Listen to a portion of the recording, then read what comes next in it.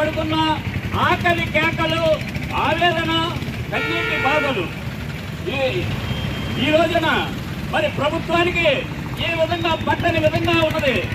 అయ్యా, గౌరవ ముఖ్యమంత్రి వర్యులు నారా చంద్రబాబు నాయుడు గారు కానీ, అలాగే ఐటీ శాఖ మంత్రి వర్యులు శ్రీ నారా లోకేష్ గారు కానీ, ఉప ముఖ్యమంత్రి వర్యులు శ్రీ కొణిదెల పవన్ కళ్యాణ్ గారు కానీ, కార్మిక శాఖ మంత్రి వర్యులు శ్రీ వాసంశెట్టి సుభాష్ గారు కానీ ఒక్కనాడు కూడా కార్మికుల కోసం కనీసం మాట్లాడిన సందర్భాలు లేవని సందర్భంగా మనం చేస్తున్నా. 100 రోజుల మేనిఫెస్టో చెప్పి ఉన్నారు మీరు, 450 రోజులు సుమారుగా అవుతున్నది. అయ్యా, మేము అడుగుతున్నా, సంక్షేమ బోర్డు ఉన్నది మాకు, ప్రభుత్వం సంబంధించి మీరు ₹1 కూడా మాకు ఇవ్వాల్సిన పని లేదు. కానీ సంక్షేమ బోర్డులో 1800 కోట్ల రూపాయలు మురిగిపోయి ఉన్నదనేది మీరే చెబుతున్నారు. మరి ఈ సొమ్ము అంతా ఎక్కడికి వెళ్తుంది? తల్లి వందనానికి వెళ్తుందా, లేదా ఫ్రీ బస్సు మహిళలకు వెళ్తారా అని మేము అడుగుతున్నా. ఇప్పటి వరకు కూడా ఈ సంక్షేమ బోర్డులో ఉన్నటువంటి ఏదైతే మ్యారేజ్ స్కీమ్ కానీ, డెలివరీ స్కీమ్ కానీ, మరి సహజ మరణం స్కీమ్ కానీ, యాక్సిడెంట్ అయినచ్చు స్కీమ్ కానీ, యాక్సిడెంట్ లో చనిపోయిన స్కీమ్ కానీ, అలాగే కార్మికులకు మరి స్కాలర్షిప్ విధానాన్ని కానీ, ఎన్ఏసి నేషనల్ అకాడమీ కోర్సులో ట్రైనింగ్ విధానాన్ని కానీ, ఇవన్నీ కూడా మోత వేసిన సందర్భాలు ఉన్నవి. సుమారుగా సంవత్సరం నుంచి కార్మికులు ఆవేదన పడుతూ రోడ్లంట పడుతున్న దౌర్భాగ్య పరిస్థితి ఉన్నది.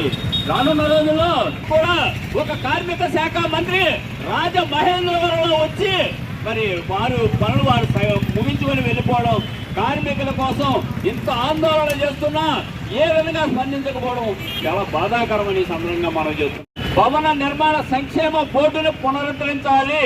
అలాగే సంక్షేమ బోర్డులో ఏ విధంగా అయితే క్లైమ్స్ ఉన్నాయో 40,000 క్లైమ్స్ కానీ, మ్యారేజ్ స్కీమ్ కానీ, డెలివరీ స్కీమ్ కానీ, యాక్సిడెంట్లు అయిన స్కీమ్ కానీ, సహజ మరణం స్కీమ్ కానీ ఒక్కటి కూడా లేని పరిస్థితి తయారైంది. తక్షణ ఈ ఆమోదనం చేయాలి. లేని ఎడల కార్మికులు రోడ్లపైకి వచ్చే ప్రమాదం కూడా ఉన్నదని సందర్భంగా మనం చేస్తున్నాం. ఒక పక్క ఆకలి కేకలు, ఎక్కడ పనులు లేవు. ఆంధ్రప్రదేశ్లో దౌర్భాగ్యం ఏమిటయ్యా అంటే, ఇతర రాష్ట్రాల్లో ఉన్నటువంటి బీహార్, పశ్చిమ బెంగాల్, రాజస్థాన్ ఇలాగ అన్ని రాష్ట్రాల నుంచి కూడా ఈ యొక్క రాజమహేంద్రవరం కాదు, ఆంధ్రప్రదేశ్ లో చుట్టుముట్టి ఉన్నారు. వీళ్ళు అతి తక్కువ రేట్లు చేస్తూ సర్వనాశనం చేస్తున్నారు. ఇప్పటికైనా ఆలోచన చెయ్యండి మహాప్రభు అని వేడుకుంటున్నాము. కానీ ఇంతవరకు కూడా ఏ విధంగా కూడా స్పందించకపోవడం చాలా బాధాకరం. అలాగే మరి గౌరవనీయులు శాసనసభ్యులు ఆదిరెడ్డి శ్రీనివాస్ గారు, ఎమ్మెల్యే గారు, అయ్యా సమస్యలు ఉన్నాయనరా ఒక శాసనసభ్యుడికి మేము చెప్పుకుంటాం బాధలు, మా బాధలు వినే పరిస్థితి కూడా ఆయనకి లేదు. మరి ఎందువల్ల బాధ అయితే అర్థం అవట్లా అంటే, ఒక రాజకీయ నాయకులు పెద్దవాళ్ళు అయితే పార్టీని మారచ్చు, కానీ ఈ చిన్నవాడికి చేసిన తప్పుకి మమ్మల్ని బాధిస్తారా అని అడుగుతున్నా. ఒక్కటి గత రాష్ట్ర ప్రభుత్వం జారీ చేసినటువంటి 17వ నంబరు రద్దు చేసి మరి సంక్షేమ బోర్డును పునరుద్ధరించాలని, సంక్షేమ బోర్డులో పేరుకు మాత్రమే సంక్షేమ బోర్డు ఉందండి, కానీ లేబర్ కార్డు కూడా పేరుకు మాత్రమే ఉందండి. అది నాలుక తీసుకోవడానికి కూడా పనిచేయలేని పరిస్థితి అండి. ఇవాళ ఒక మ్యారేజ్ స్కీమ్ కానీ, ఒక డెలివరీ స్కీమ్ కానీ, సహజ మరణం కానీ డెత్ అయిపోతే వచ్చేటువంటి పరిణామాలు ఏవి కూడా అందట్లేదండి. భవన నిర్మాణ కార్మిక బోర్డులో రిజిస్ట్రేషన్ ఫీజు ₹110, మరి రీన్యువల్ ఫీజు ₹60 కడుతున్నామండి. ఈ డబ్బులన్నీ ఎక్కడికి వెళ్తున్నాయో తెలియదు. కార్మికుడికి ఏదైనా ప్రమాదం సంభవిస్తే అవి అందడం లేదు.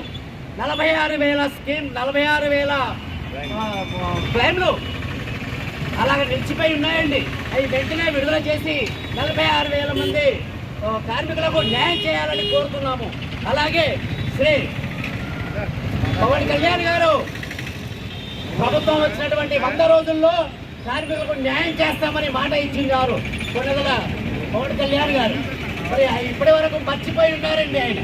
తర్వాత మరి మన వాసంశెట్టి సుభాష్ గారు, మన కార్మిక శాఖ మంత్రి వర్యులైనట్టు ఆయనకు ఈ ఇష్ట గొడవల్లో ఉండి కార్మికులు రోడ్లపై చేస్తున్నటువంటి ఈ ఇబ్బందులు ఆయనకు కనబడట్లేదా అని వాళ్ళు అడుగుతున్నాను. దయచేసి కార్మిక శాఖ మంత్రి వర్యులు సమస్యను పరిష్కరించి నాకు న్యాయం చేయాల్సిందిగా కోరుచున్నాను.